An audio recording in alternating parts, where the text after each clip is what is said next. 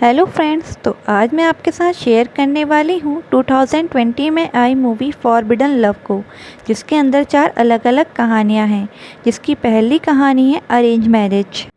कहानी की शुरुआत बंगाल से होती है, जहाँ पर एक लड़की रिक्शे में बैठकर कहीं पर जा रही होती है। असल में वो एक पुजारी के पास जाती है, जो उसे बताते हैं कि उसकी कुंडली में शादी में अड़चनें आ सकती हैं, लेकिन अगर वो रोज़ सोमवार को शिवजी जी को जल चढ़ाएगी तो उसकी ये अड़चन ख़त्म हो जाएगी। अब हमें बंगाल में ही नील की फैमिली को दिखाया जाता है, जहाँ उसके साथ उसके मम्मी पापा भी रहते हैं और उसकी फैमिली उसे बहुत फोर्स कर रही थी कि वो किसी लड़की को देखकर उससे शादी कर ले। लेकिन अभी नील शादी के लिए तैयार नहीं था, पर माँ बाप के बहुत ज़्यादा फोर्स करने पर वो शादी के लिए हाँ कर देता है। और वहीं पर उसका फ्रेंड देव भी बैठा था, जो इस बात को सुनकर बाहर चला जाता है। अब क्योंकि नील ने हाँ कर दी थी, इसलिए नील के घर वाले कुछ दिनों बाद एक लड़की को देखने जाते हैं।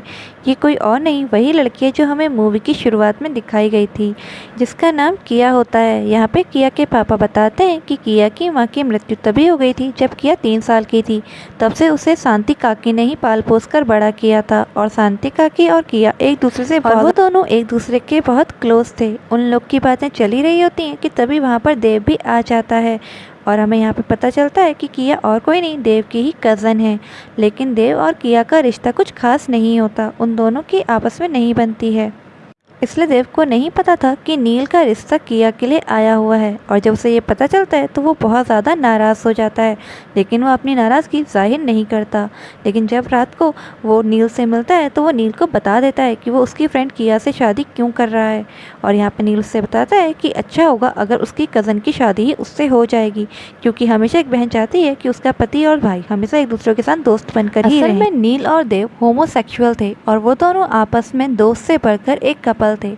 और देव नहीं चाहता था कि नील किसी और के साथ कमिट हो, और वो अपना रिश्ता दूसरों के। अब ऐसे ही कुछ दिन बीत जाते हैं और फिर नील और किया की फाइनली शादी हो जाती है। अब शादी के बाद उनकी फर्स्ट नाइट होती है, लेकिन नील किया पर कोई भी इंटरेस्ट नहीं दिखाता। किया को ये बात थोड़ी अजीब तो लगती है, लेकिन किया उस चीज़ को इग्नोर कर देती है। अब उनकी शादी को 3 महीने हो गए थे, लेकिन उन दोनों का अभी भी कोई फिजिकल रिलेशन नहीं था। इसलिए किया अपनी शांति काकी को फ़ोन करती है, और शांति काकी उसे अपने साथ कहीं चलने के लिए बोलती है, और वो दोनों किसी प्रोस्टिट्यूट के घर जाते हैं। और शांति काकी उससे किया को कुछ अदाएं सिखाने के लिए कहती है, ताकि उसकी शादीशुदा लाइफ थोड़ी अच्छी रहे। लेकिन उससे भी कोई फ़ायदा नहीं होता। फिर एक दिन नील किया से कहता है कि उसे हफ्ते में 2 दिन तक मुंबई ऑफिस जाना होगा। शक हो चुका था, और इसीलिए जब एक दिन नील जाता है, उसके तुरंत जाते ही किया भी अपने घर से बाहर निकल जाती है, और ऑटो लेकर वो एक डॉक्टर के पास चली जाती है, जिनका नाम डॉक्टर फर्नांडिस था।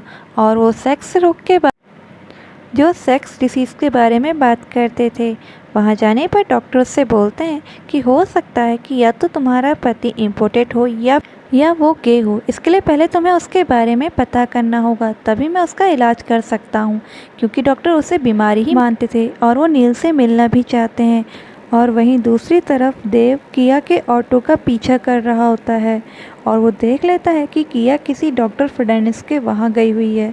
घर आने के बाद वो उनके बारे में गूगल करता है, और उनकी सारी जानकारी गूगल से मिल जाती है कि वो होमोसेक्सुअलिटी को एक बीमारी मानते हैं। वहीं दूसरी तरफ किया नील को मना लेती है कि उसे किसी अंकल के वहाँ डिनर पर जाना है, और नील भी मान जाता है।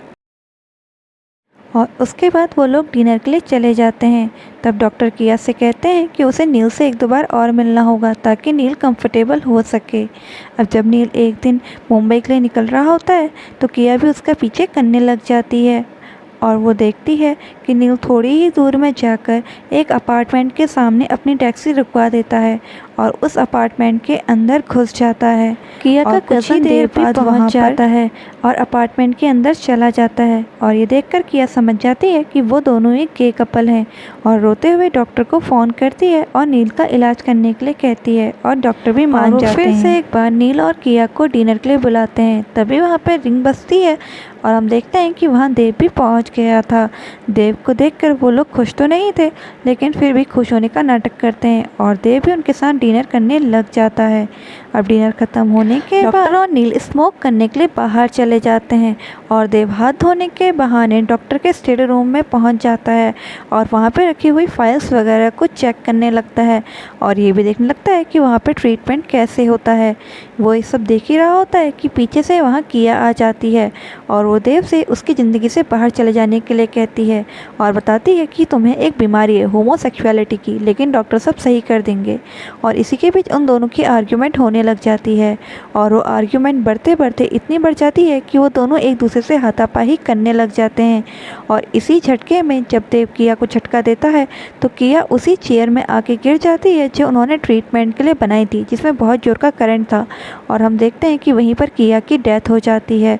तो इस तरीके से हमारी पहली स्टोरी यहाँ पे ख़त्म होती है। इस सीरीज़ की दूसरी स्टोरी है अनामिका। इस मूवी की शुरुआत में हमें अनामिका दिखाई जाती है। अगर अनामिका की बात करें तो वह एक कैफ़े में काम करती है और उसकी फैमिली में उसके एक ससुर हैं जिन्हें सुनाई नहीं देता और एक पति जो उसकी कभी सुनता नहीं है। इस तरह से अनामिका की लाइफ में कुछ भी अच्छा नहीं जा रहा होता, इसलिए वो तैयार होकर अपने कैफ़े पहुंच जाती है जहां पे किसी लड़के का बर्थडे होता है और हमें ये पता चलता है कि ये इनका डेली कस्टमर है। अपनी बर्थडे पार्टी देने के बाद जब वो बिल काउंटर पर आता है तो अपना पर्स ढूंढने लगता है, लेकिन उसको उसका पर्स ना ही उसकी पॉकेट में मिलता है और ना ही बैग में। तो वो समझ जाता है कि शायद वो अपना पर्स कहीं रख कर भूल गया है और वो अनामिका से रिक्वेस्ट करता है कि क्या वो कल आके बिल पे कर सकता है। इस पर अनामिका मना कर देती है। तो वो कहता है कि मैं यहाँ रोज ही आता हूँ तो मैं तुम्हारे बिल के पैसे लेके जाऊँगा। अनामिका उससे बताती है कि उसे घर जाते वक्त अकाउंट पूरा सेटल करना होता है। तब शान समझ जाता है और वो उससे कहता है कि वो उसकी गोल्ड रिंग रख ले, कल वो अपनी रिंग लेकर जाएगा और पेमेंट कर देगा। इस पर अनामिका अपने साथ काम करने वाली अपनी दोस्त से पूछती है और वो दोनों इस बात के लिए मान जाते हैं।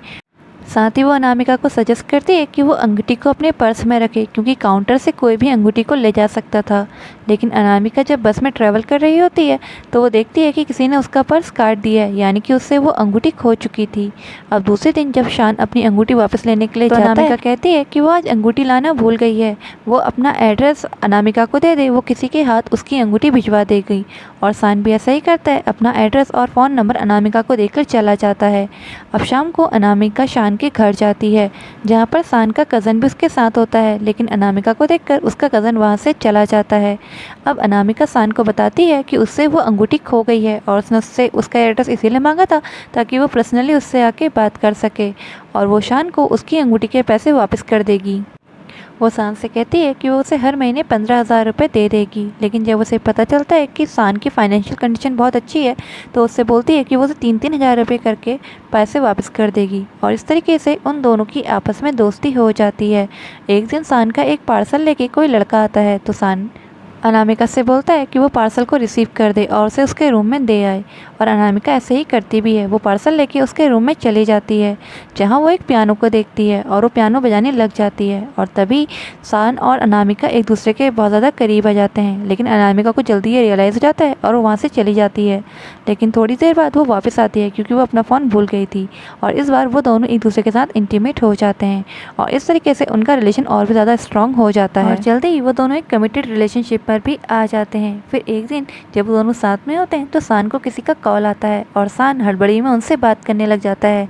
अनामिका जब उससे पीछे से पूछती है तो वो अनामिका को धक्का दे देता है। अनामिका की कैफे वाली फ्रेंड्स को समझाती है कि अनामिका एक शादीशुदा इंसान है, उसके लिए ये सब सही नहीं है, उसे शान के साथ सारे रिश्ते तोड़ देने चाहिए और अनामिका भी ऐसा ही करती है। लेकिन शान दूसरे दिन उसके घर आ जाता है और उससे बोलता है कि वो अनामिका से शादी करना चाहता है और उससे कहता है कि वो अपने पति से बात कर ले। उसके बाद अनामिका और शान मिलकर शान की पैकिंग करते हैं क्योंकि उसको वापस जाना था और जाते वक्त वो अनामिका को एक सूटकेस दे जाता है और बोलता है कि शाम को जब हम दोनों साथ में जाएंगे तो यहीं से ये सूटकेस भी यहीं से ले जा लेंगे और हम दोनों यहीं पे मिलेंगे और आज शाम को तुम जल्दी घर चले जाना और जाके अपने पति को सब कुछ बता देना कि तुम मेरे साथ शादी करने वाली हो। और अनामिका ऐसे ही करती भी है, वो कैफ़े से जल्दी घर निकल जाती है और अपने पति को बताने लगती है।